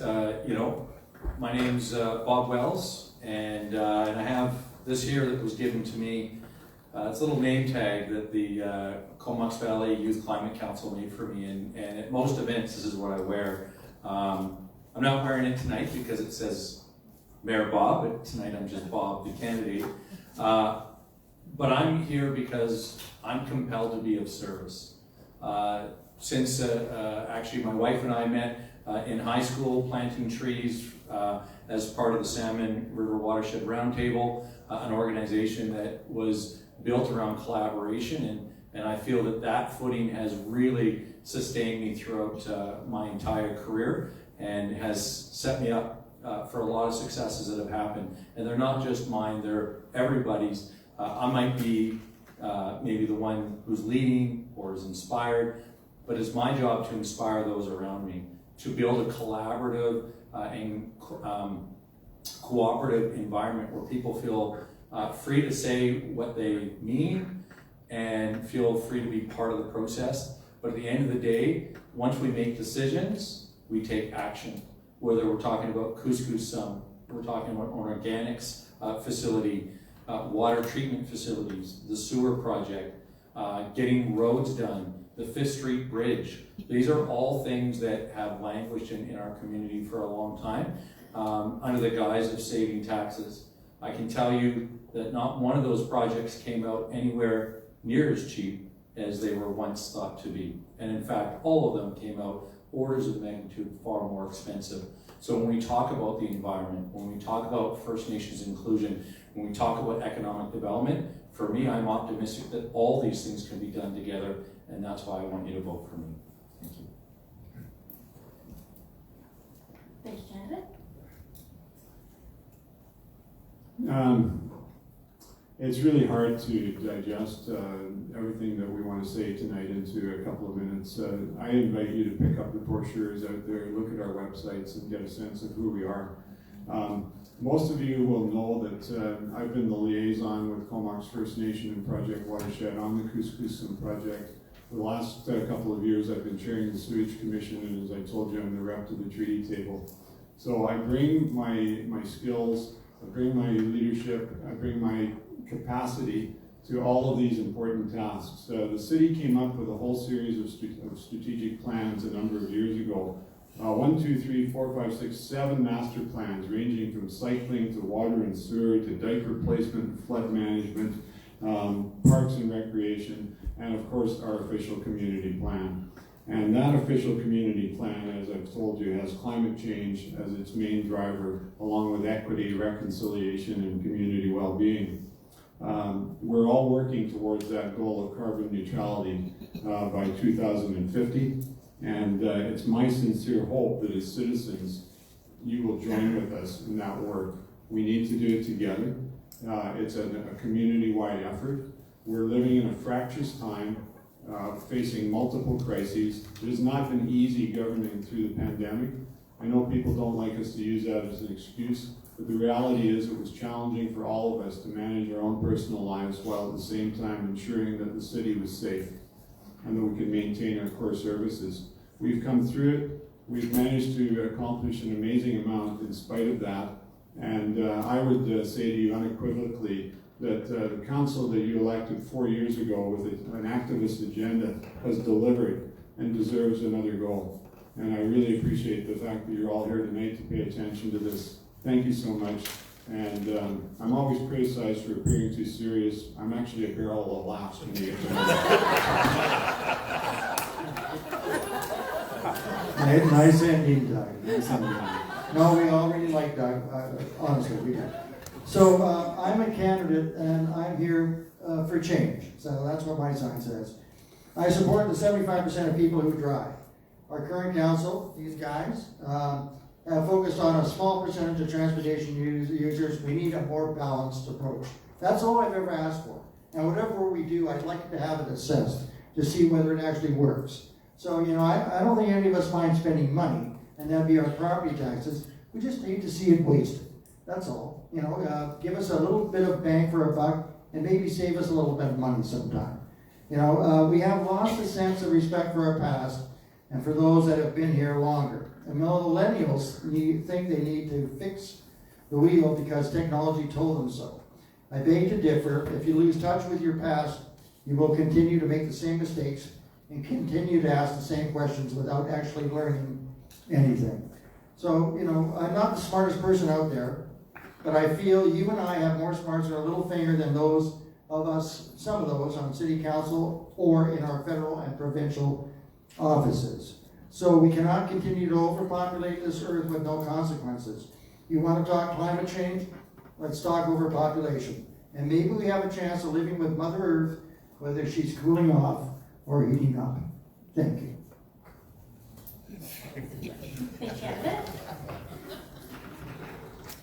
Well, thank you again all for being here, and I know that at this point I'm supposed to ask you to vote for me, and I'm just going to take a minute actually now to ask you to vote for someone else. One of our colleagues and a good friend is not here today, Melanie McCollum, and I think I would like to just take a moment to talk about her qualities. She's a remarkable representative and has represented all of you so well over the last 4 years. I think all of my colleagues here would agree that Melanie is known for insightful questions, rigorous analysis, and a strong financial background. She works in the accounting department right here at NIC. And I know that the work that she has done has contributed to some great policy, including our new investment policy, which our head of finance says it will result in a reduction of financial risk when it is implemented. So please do consider making one of your choices on the 15th, our colleague, Melanie McCollum. As for me, if you're here and you care about climate change, I'm someone who thinks very much along the same route as you. I at this point, I work for changing climate at 5 different levels. At the city level, at the regional district level. I'm also the regional district's representative to an island-wide council of regional district directors, trying to put together an island-wide regional plans to think like an island as we get through the tough times of climate change. Also the chair of a provincial advocacy effort which has successfully persuaded the provincial government to implement PACE, which is a low-interest loan program for heat pumps and others. And I also serve as chair of the board nationally for Climate Caucus, the organization I spoke of just a few minutes ago. I put my time into this issue, and the goal is to find practical, realistic solutions that can accelerate action on climate change now. Thank you. Thank you. Thank you. So I would just remind everyone I am a surveyor. I work on construction sites. I perform layout for complex infrastructure projects. I've worked on every kind of project you can imagine. I have total faith and confidence in humans' ability to address fundamental, critical, core issues. I've seen many solutions applied to many different complex problems. I do not think or believe that it is outside of our abilities to address these fundamental issues. I think that we have a lot of problems, though, in tackling them, and one of them critically is that I feel that the people that are responsible for building this society, the people who are doing the construction and who are seeing the challenges on the ground, are not playing a role in the actual development of policy for addressing very complex issues. I think that this is having the effect of undermining democracy to a degree. Now, I believe that we have the demand for growth in this community, that we can create some very clear solutions by leveraging that demand for growth for opportunities to create the services that we can carry forward into the future that are going to serve us for generations down the road. I think though that the risks that we face are to our natural resources and to our shared environment and natural spaces. I think that our relationship with First Nations needs to be healed and that we must do more to work with them to repair humans' fundamental relationship with the natural world. I have myself, the time that I've spent in nature to thank for the person that I am today, and I want to ensure that that is something that is available to every person well into the future.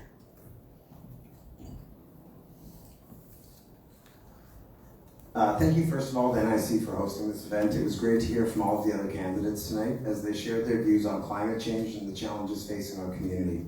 There's one thing I wanted to touch on. I do have prepared notes, but I didn't get an opportunity to discuss the KFN and the upcoming treaty. And I think it's something we really need to put some effort into here, and understanding that they will be the largest landholder here in the valley shortly, the largest private landowner. And with that, something that wasn't mentioned in any of the responses here is their ability to self-determination, which is one of the critical issues that are being addressed under these treaty negotiations. And the economic possibilities before them will be massive. And we have to understand that they will be zoning and developing and building their own community. And that may run counter to some of the things we've discussed tonight, but we should be aware of it and work with their partners and wish them the best success. And that, I think, means having good municipal partners. As the City Council with a limited budget and mandate, it is critical that we take action on climate change, whether through mitigating the effects of climate change through engineering controls or through encouragement of more efficient homes and transit. But we must be cautious that the money we are spending is having a real and measurable effect. Just accepting at face value every idea, however noble they are, is not sustainable or responsible. Let's make sure we are tackling climate change in a meaningful, measurable, and cost-effective way, rather than simply driving up the cost of housing, heating, and transportation, and having little effect on the underlying problem, and exacerbating affordability issues. Let's ensure we are putting more chairs at the table, not less. Please consider a vote for Brennan Day for a moderate and responsible voice on Courtenay Council. Thank you. There you go. Yeah, well, thanks. So many things I'd like to say. I'm not usually one that gets accused of being too serious. And I don't often like to give up. I don't let go of ideas too easily, but I also love to find fair solutions, and I love to compromise and work together with people. I heard the statement that 75% of us drive in the valley. That's absolutely true, and I thought right away, well, what's your favorite city to drive in? Where is it? And actually, my favorite place to drive in, it wouldn't be to drive in, it'd be to walk around, and it'd be to talk to the people and be in touch with the community. And I think driving in the Comox Valley actually is pretty darn good. I drove up here tonight, and it didn't take very long at all. And when I hear people say that there's this massive problem, I think we're missing the massive problems. The massive problems are around affordable housing. They're around climate change. They're around keeping what we love about this community alive and well and healthy.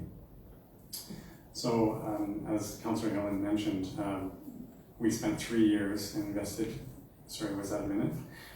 We spent 3 years investing in our new OCP around reconciliation, equity, climate action, and community well-being, and we set the compass based on what we heard from the community and what we believed was a direction that we could lead people confidently and with their support. And sometimes it seems like a stretch for us to change and make those changes in our daily lives and see how the community is changing.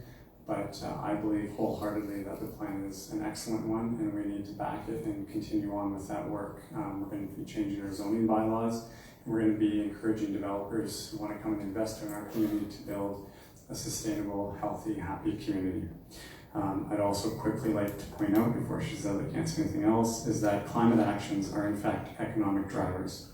And the smart growth that we're using addresses both climate mitigation and adaptation. So thank you very much, everyone. Great, thank you, everybody. I think most of you are here because you care about climate change and that you want to hear from us about what we're going to do about it. And I would say we can't tackle climate change the way we're going. We need to, the path that many of the current council has been on has been maybe called bold change, but if you do travel around the province and other countries, you will see that we are actually behind on some of the things around walkability, around multimodal transportation. We are not going to get where we need to go to save the planet and to have a future for our grandchildren and their kids if we continue the way we're going.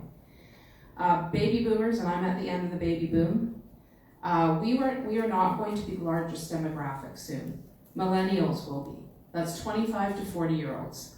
Millennials are going to be the largest demographic.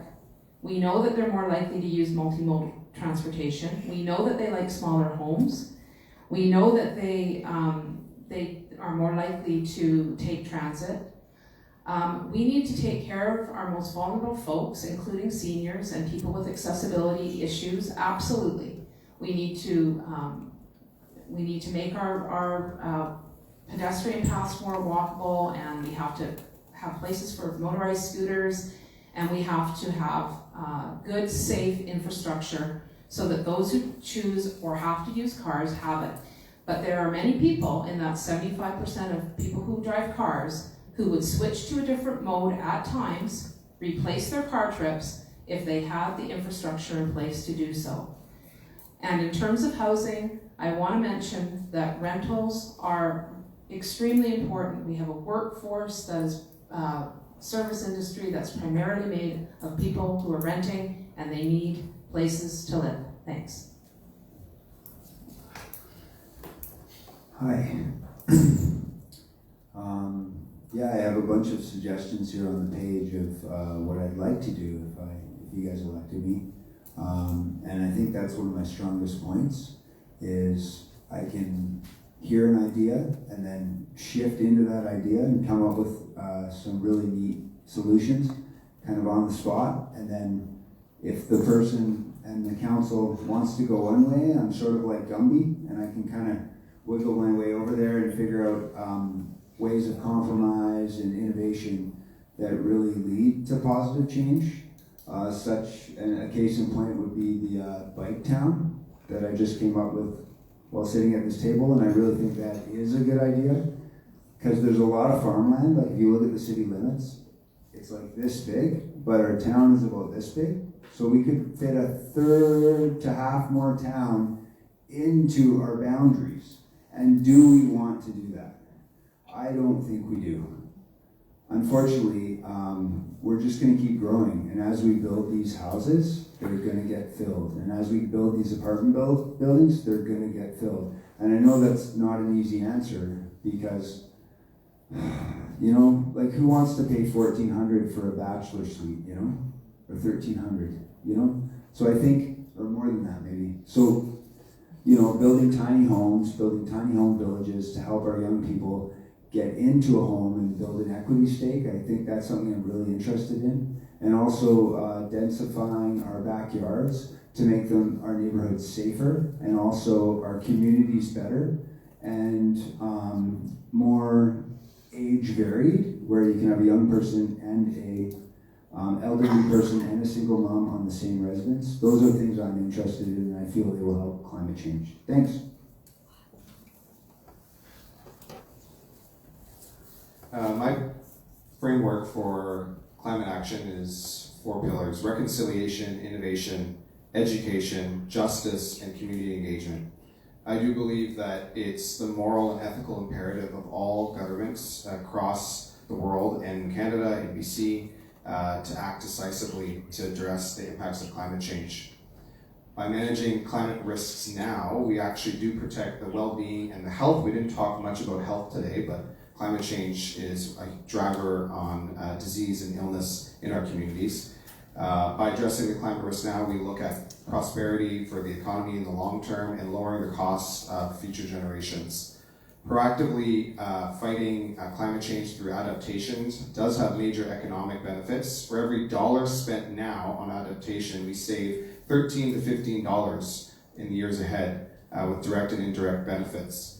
There are many areas within the municipality that we heard tonight, and the current council has done a great job starting that work to address climate change through transportation, renewable energy, buildings, new and existing, smart growth to include parks and green spaces. We can't just build houses with no green spaces, community infrastructure, land use planning, food security, and education around watershed and how to grow food, waste management as well. I do believe in the human potential to overcome our challenges of our time through collective action. I believe that we need a future-proof community that prioritizes the interconnectedness of a healthy environment, healthy people, and a healthy economy.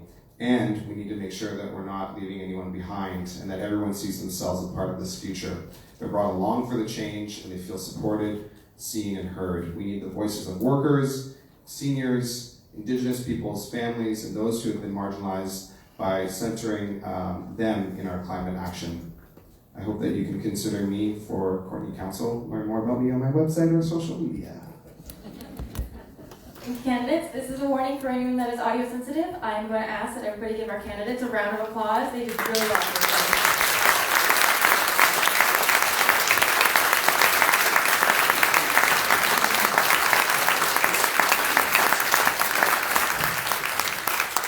I would also like to give thanks to you guys showing up, making informed voting choices, submitting the questions to us, and those that are visiting online tonight.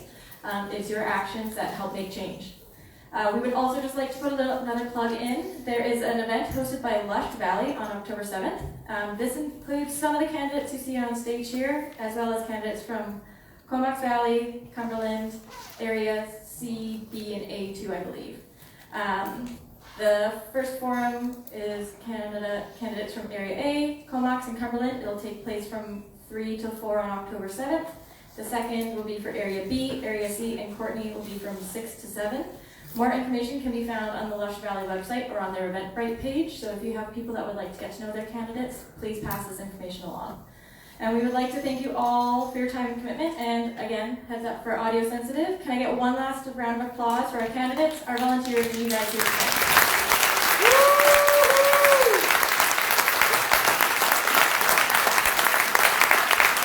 Don't forget to vote. We have a safe drive home tonight, everybody. Thank you so much.